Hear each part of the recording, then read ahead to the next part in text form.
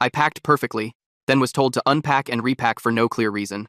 I was finally leaving for college in 3 days and had spent the entire weekend organizing everything into 2 suitcases. I spent 3 days meticulously organizing everything for college, 4 years of belongings sorted into 2 suitcases and 3 boxes, each labeled and arranged by category.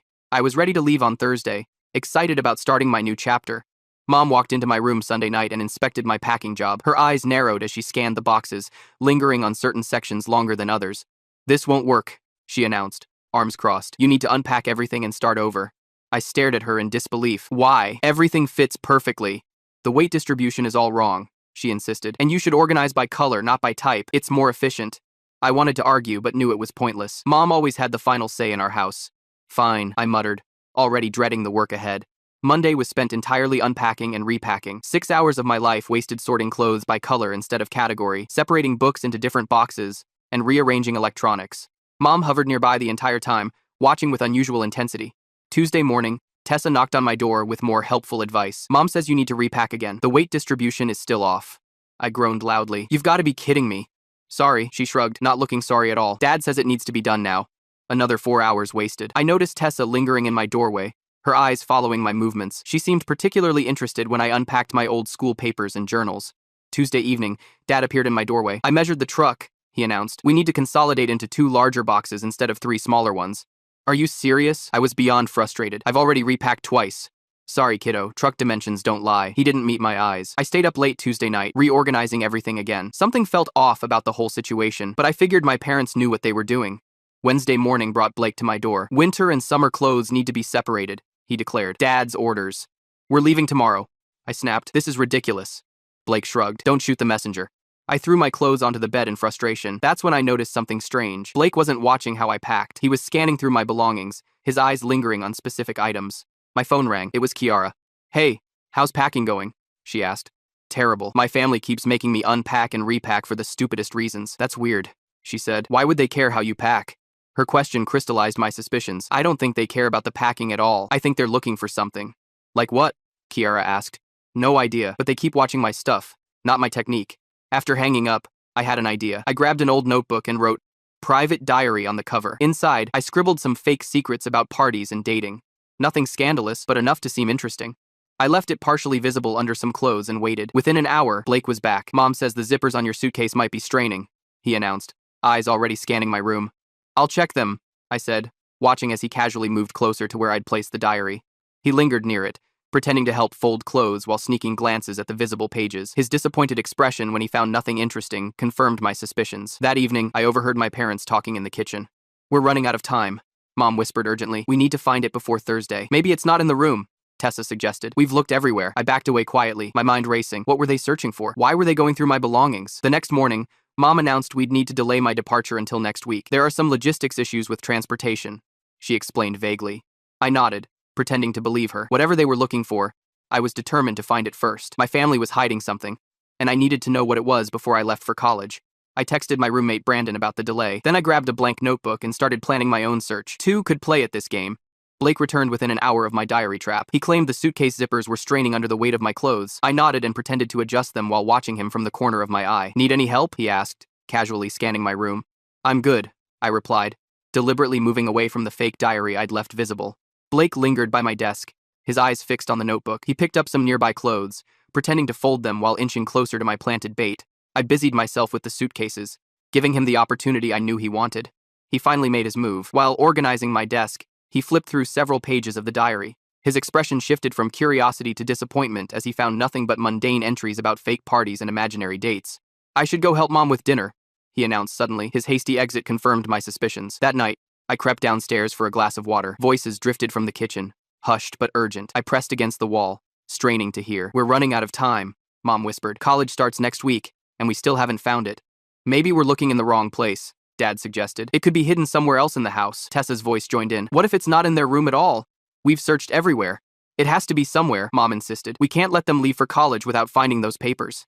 Papers. They were looking for documents. But what kind of papers were so important they'd make me repack 4 times? I retreated silently to my room and called Sky. She answered, despite the late hour. "They're definitely searching for something," I whispered, after explaining the situation. "Something about important papers." "That's weird," Sky said. "Maybe you should search their rooms while they're sleeping." "That's actually brilliant," I admitted. I'll try tonight. I waited until well past midnight. The house was silent except for Dad's distant snoring. I slipped out of my room and headed for my parents' bedroom first. Their door was ajar. I entered silently, heart pounding in my chest. Dad's desk seemed the most logical place to start. The top drawer contained nothing unusual, just bills and receipts. The second drawer held something more interesting, a locked metal box about the size of a thick book. I couldn't open it without a key, but its presence alone was suspicious. The bottom drawer revealed several folders. I carefully photographed the contents with my phone. Most were financial documents, but one folder contained old family photos I'd never seen before, pictures with people I didn't recognize. I moved to their closet next, searching through shoeboxes and storage containers. In the back corner, I found an envelope with my name on it. Inside was a birth certificate that looked different from the one I'd seen before. The dates didn't match what I'd always been told. My hands trembled as I photographed the document. Something was very wrong. I returned everything exactly as I'd found it and slipped back to my room. Sleep was impossible now. My mind raced with questions and theories, none of them comforting. Morning arrived with another announcement from Mom. "We need to delay your departure until next week," she said over breakfast. "There are some logistics issues with the truck." I nodded, pretending to believe her. "That's fine. More time to pack correctly." My phone buzzed with a text from Brandon. "Dorm's all set up. When are you arriving?" I texted back, "Delayed until next week. Family drama. We'll explain later." After breakfast, I cornered Tessa in her room. "I need to talk to you." She looked nervous. "About what?" I pulled out my phone and showed her the photo of the birth certificate. "About why my birth date is different on this document than the one I've always had, and why you're all searching through my stuff." Tessa's face drained of color. "Where did you get that?" "It doesn't matter. What matters is you've all been lying to me." "What are you looking for?" Tessa avoided my eyes. "I can't tell you. Mom and Dad would kill me." "I'm not repacking anything else until someone explains what's going on," I said firmly. "Either you tell me, or I'll confront Mom and Dad directly." Tessa bit her lip. "It's complicated. There are things about how you came to be part of our family that are sensitive." "Sensitive how?" I demanded. "You should talk to Mom and Dad," she whispered. "But be careful what you ask. Some answers might change everything."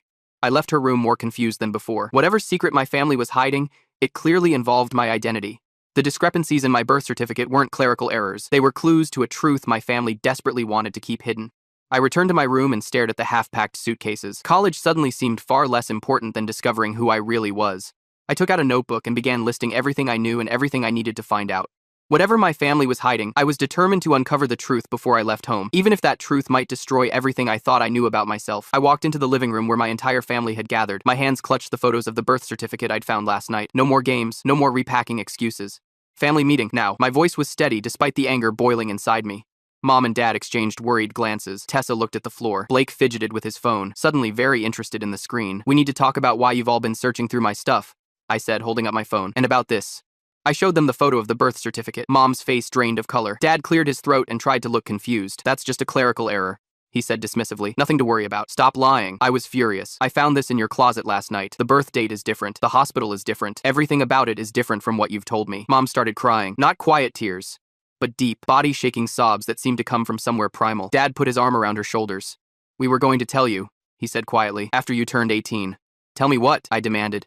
Blake stood up. "Maybe we should all calm down."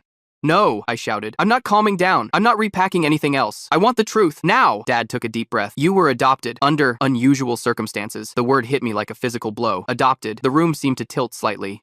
"We've been looking for the original adoption papers," Tessa admitted. "They're important." "Why?" I asked, my voice barely above a whisper. "Because you turn 18 next month," Blake said, "and there are legal implications we need to address before then." Dad nodded. "Your biological parents didn't exactly give you up willingly." The doorbell rang, startling everyone. Mom wiped her eyes and went to answer it. She returned with Connor, our family friend I'd known since childhood. "Bad timing?" Connor asked, looking around at our tense faces. "Perfect timing, actually," I said. "Maybe you can tell me the truth since my family won't." Connor looked at Dad, who nodded slightly. "They should know." "Know what?"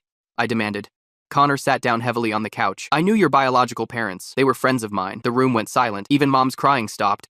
"Your parents paid nearly $80,000 for a private adoption," Connor said, "but it wasn't exactly legal." "We thought it was legitimate," Mom protested. "The agency seemed professional." "It was a scam," Dad admitted. "We found out later that your biological parents never consented to the adoption. They were told you died during childbirth." I felt sick. The room was definitely spinning now.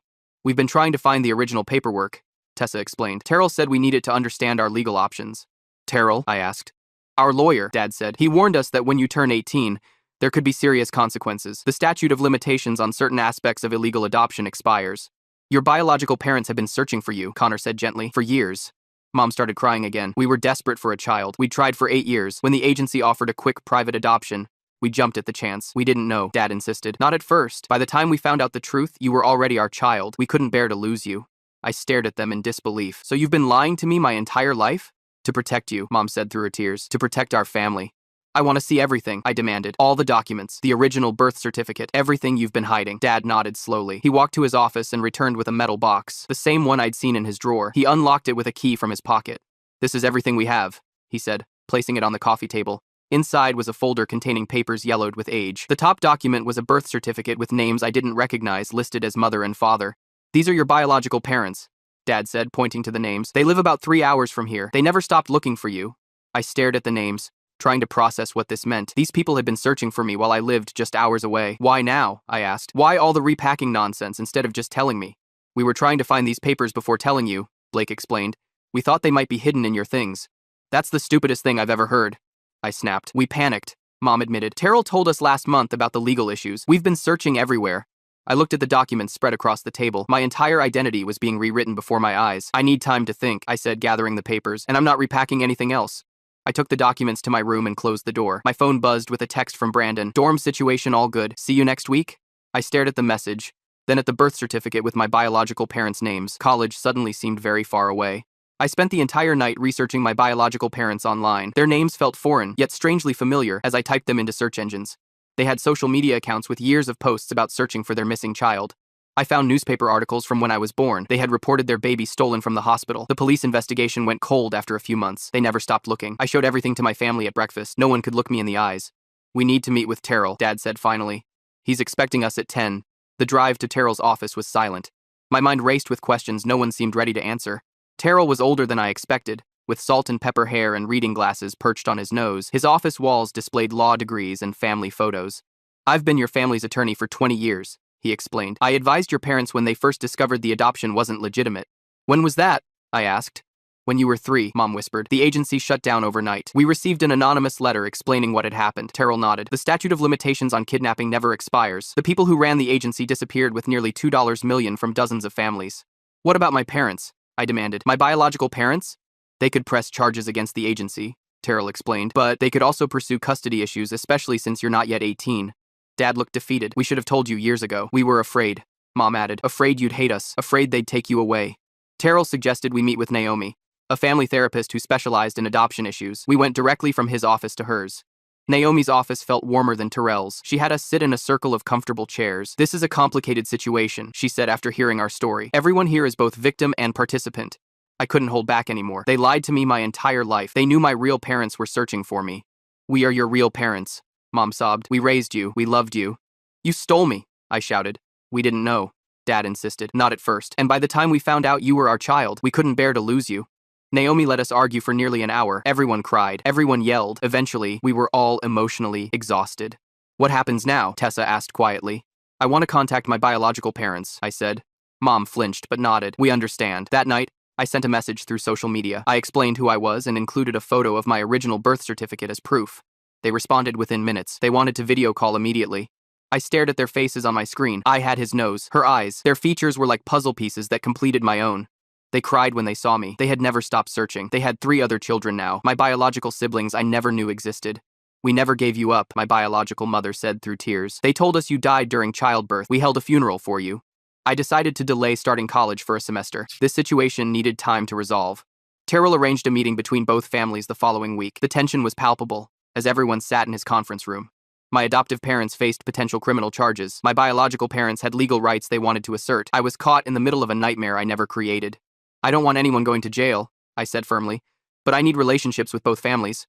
After hours of negotiation, we reached an agreement. My adoptive parents would plead guilty to lesser charges of document fraud. They would receive probation and community service instead of jail time. My biological parents agreed not to pursue custody since I was nearly 18. They wanted a relationship, not revenge. The next month was a blur of legal paperwork, therapy sessions, and getting to know my biological family. I discovered I had the same laugh as my biological father and the same love of history as my biological mother. My siblings were curious and welcoming. We shared the same mannerisms despite never having met. When it was finally time to leave for college, both families helped me move into my dorm. Brandon looked confused as 2 sets of parents unpacked my belongings. It's complicated, I explained. Clearly, he replied. I watched as my adoptive mom showed my biological mom how I preferred my clothes organized. My biological dad and adoptive dad discussed the best layout for my furniture. These people who had been strangers and enemies weeks ago were now awkwardly collaborating for my benefit. It wasn't perfect, it wasn't normal, but it was my family, both of them. As they all left, promising to visit on different weekends, I finally unpacked my things the way I wanted them. No hidden agendas, no searching for documents, just my belongings arranged how I preferred. I sat on my bed and looked around the dorm room. For the first time in weeks, I felt like I could breathe. I finally knew who I was, not just who I had been told I was. Brandon returned from the vending machines with snacks. Ready for orientation tomorrow? I nodded. Ready for everything now.